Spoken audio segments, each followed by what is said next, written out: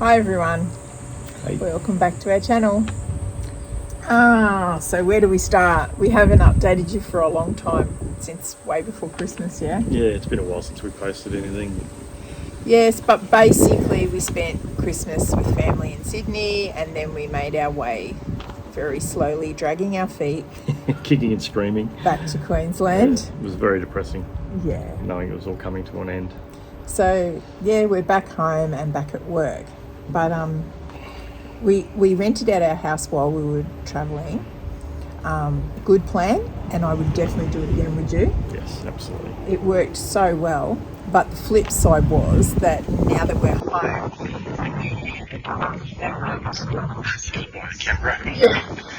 now that we're home, we have to now unpack everything and move back in, Yeah. which is really painful. A necessity. Have to do it. Yeah. So last night I said to Frank, let's write down our best place and our worst place and share it with everybody. So do you want to go first? You go first. Yeah, why not? Best place. I would say Mataranka. I love the hot springs, Bitter Springs hot springs. The footage we got there, the swimming. We just didn't want to get out of the water. It was so nice. And when we did, we quickly went around and did it all the again. circuit and Bitter jumped back in Springs. again, and and the underwater footage we got there with the GoPro. And we were just learning that then too.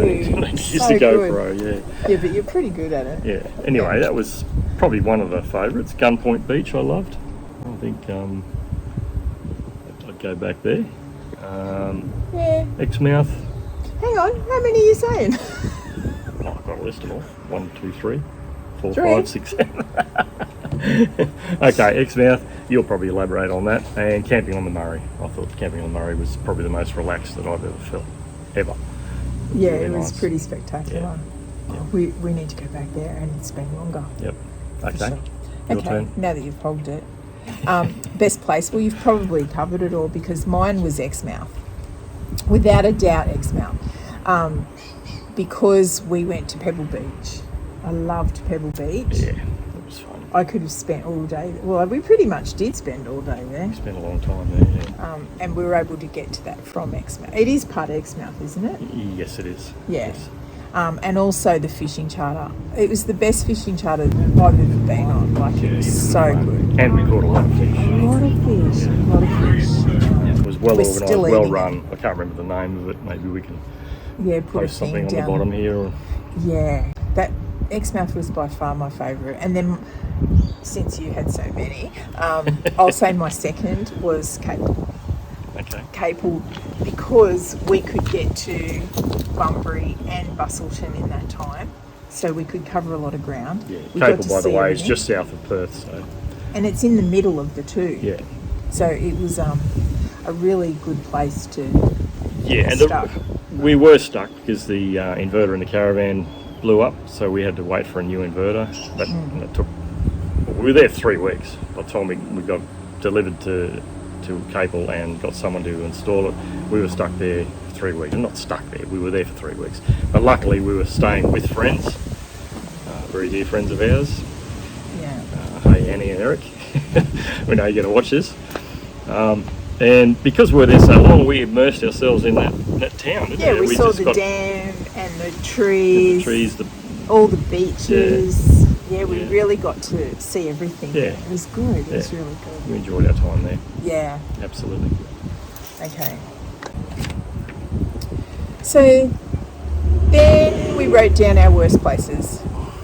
And I don't actually have a worst place as such, but when we drove through Tennant Creek, I remember we wanted to stay there the night. Yeah, And there was nowhere to we stay. had enough for driving, And so we're like, oh, okay, well, let's at least do our washing here.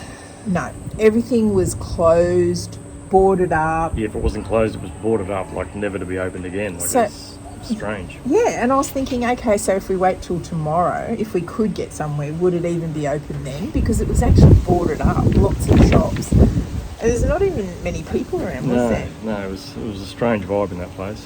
And So that was definitely my worst place. so we were forced to move on, and I can't remember where we camped after that, but we did find somewhere. But The only positive about that place was when I went onto the fuel app, which is the episode I recorded the fuel app on YouTube, and they were all the same price. It was the first time in the whole of Australia where the fuel app said the fuel's the same price at every service station there. Yeah. It was really weird. Yeah. Just a bit of trivia for you. Your worst place? I don't really have a worse place as such. Towing a caravan in any city, I didn't like that at all. It was hard. It was a bit stressful at times, you know. Scary. Scary, trying to find a parking spot in shopping centres and that is not a vibe. The only place or incident that I didn't like was we visited that little town, Berry, Berry, New South Wales, and we had to go up this range and then down the range to Kiama, I think it was. To the blowholes, Yeah, to the blowholes. That range was just terrifying. It was raining. I can understand. It's dragging, like we're 6.5 tonne odd up this range. Tightest hairpins. Tightest hairpins bends I've ever encountered. Steepest inclines and declines. I thought at one stage the car was going to stall out. It was that steep. I had cars and trucks behind me, and I'm behind me going, "Oh my God, we're not going to make it up this hill." And I knew you were stressed because you weren't laughing at my jokes. Yeah, I was peaking. I'll tell you, It wasn't a vibe. No, I was freaking out. And then going down, we're riding the brakes, and it wasn't good. Yeah. Okay, now I'm going to run through some stats that we've worked out on the trip. Costs and kilometres travelled and so forth. We travelled a total of 16,847 k's, which was a bit of a surprise to both of us that we clocked up so many k's. Total cost of fuel was $8,132, which is it's a lot of money. a lot of money. It's definitely our biggest expense. Yes. We paid $3 a litre a couple of times. That was the dearest we paid. But Yeah. 270, 280, that was quite common. 260, quite common in a lot of remote areas. And the biggest surprise to me was when we left, I was expecting low 20s, like 22, 23 litres per 100 k's. I thought that's what I was going to get. I was actually pleasantly surprised. We worked it out at 20.19 litres per 100, which I was very, very pleasantly surprised with that. Our car was a BT50 2017 model. We had a lot of weight. We were dragging a lot of weight and Sewing machine and the motor. industrial sewing machine in the back and all the extra materials we had to carry that most other people wouldn't carry. Made us a bit heavier than normal. So. And the boat, did you say that? And the boat on the roof. No, I didn't say that. And the boat motor and the boat fuel and blah, blah, blah. Yeah. So, I was happy with that. What else? Accommodation. What was the accommodation? Well, 2,200 the whole time. That's actually pretty good. Especially when you look at the fuel costs and then that. Yeah, true. But we sought out free camps as much as we could. Well, we got to the stage where we preferred them. It was only if we were forced into a caravan park, like if I wanted to straighten my hair or something, or raining for a couple of days, or there was times we had to seek out a caravan park because we charge batteries up, charge ourselves up, get some laundry done.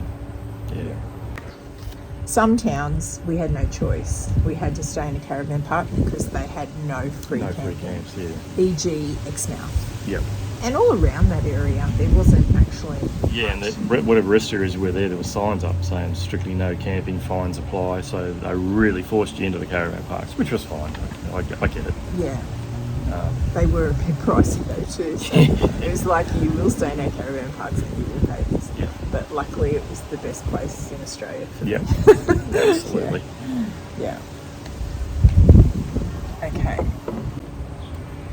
So it kind of worked out around somewhere between $1,200 and $1,400 a week it cost us to travel. It's really hard to have an exact figure because obviously some weeks we just free camp the whole time and then some you're in accommodation and then some you travel every day, so you need at least a tank of fuel. Well, sometimes 2 or 3 tankfuls a day. A couple of times. we fueled up in a day travelling. So, Yeah. but we were lucky enough, a place like Capel, that we had friends to stay with, which was a bit of a godsend. But a fair average is between 12 and 1400. That's groceries, that's bills, that's even our phone, like everything, our Starlink. Yep. Yeah. Absolutely. So that's pretty accurate. Yep. Okay, now I just want to talk a bit about the car.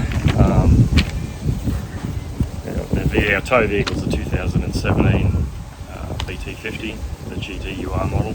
A lot of people said we were crazy going on a lap towing a van with a vehicle like that, because they have got a bit of a reputation as being not the most reliable car on the road, but